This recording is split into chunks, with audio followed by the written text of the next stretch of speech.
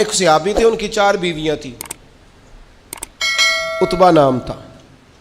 تو آپ کو پتہ ہے یہ بناؤ سنگار سے عورتوں کو زیادہ دلچسپی ہوتی ہے، اچھی خوشبو کہاں سے ملتی ہے، بناؤ سنگار کا سامان، تو عورتیں ذرا اس کے اندر اپنے آپ کو ذرا اگلی صفوں میں سمجھتی ہیں، اور چلو اچھی بات بھی ہے، اپنے خاوند کے لیے اگر کوئی عورت بناؤ سنگار کرے تو باعث اجر ہے اس کے لیے۔ تو وہ 4 بیویاں کہتی ہیں کہ ہم نا ایک سے بڑھ کر ایک خوشبو استعمال کرتی، لیکن ہمارے شوہر حضرت عتبہ رضی اللہ تعالیٰ عنہ صحابی تھے، ان کو ہم نے کبھی خوشبو لگاتے نہیں دیکھا، اور ان کی خوشبو ہمیشہ ہماری خوشبو پہ غلبہ پا جاتی۔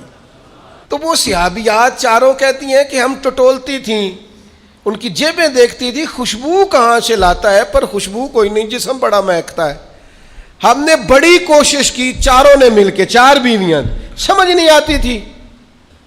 فرماتے ہیں ایک دن 4 اکٹھی ہو کے کہنے لگیں آج نہ چلو اس بات پہ تو 4 سوکنے اتفاق کرے نا۔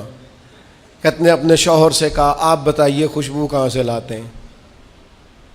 کہنے لگے اللہ کی قسم کبھی لگائی نہیں، اوئے ہوئے ہوئے، کبھی نہیں لگائی، اس پتے سے ڈھونڈنا قاصد میرے دلدار کو، کبھی لگائی نہیں خوشبو۔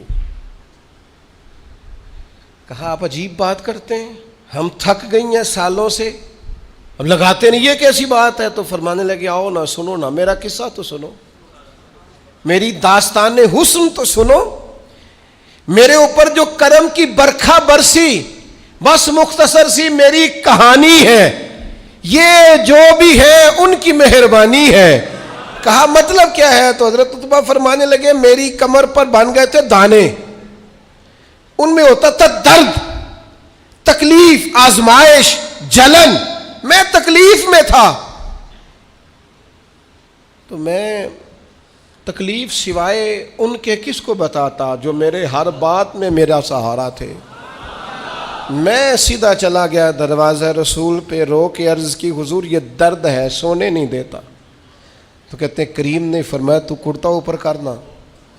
کہتے ہیں میں نے کرتا اوپر کیا تو حضور نے لعاب دہن انگلی سے لگا کے میری کمر پہ لگایا۔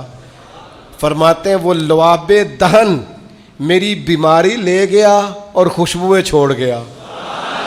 میں جیسے جیسے غسل کرتا جاتا ہوں خوشبو بڑھتی جاتی ہے، تازگی بڑھتی جاتی ہے۔ نہ سمجھ آئے تو مدینہ جا کے دیکھو، مسجد نبوی میں بیٹھ کے دیکھو، جاؤ حضور سید عالم کے شہر نور کی گلیوں سے ہو کر جا کر دیکھو، عرصہ ہوا طیبہ کی گلیوں سے وہ گزرے تھے، اب تک ان گلیوں میں خوشبو ہے پسینے کی۔ جا کے دیکھ لو، نظارہ کر لو۔ اللہ تعالیٰ نے حضور کا سراپا ہی ایسا بنا، یہ حضور کے دست مبارک ہے نا۔ حضرت انس بن مالک فرماتے ہیں میں نے ریشم بھی اتنا نرم نہیں دیکھا جتنا حضور کے ہاتھ نرم تھے، کستوری سے اتنی خوشبو نہیں آتی جتنی دست مبارک سے آتی تھی۔ اور فرماتے ہیں عرب کی گرمی بڑی مشہور تھی، میں حضور کے دست مبارک ہاتھ میں لیتا تو برف سے زیادہ ٹھنڈے ہوتے۔ اتنا اللہ تعالیٰ نے محبوب کو معنویت کے ساتھ سجایا، سنوارا، کمال ہو گئی۔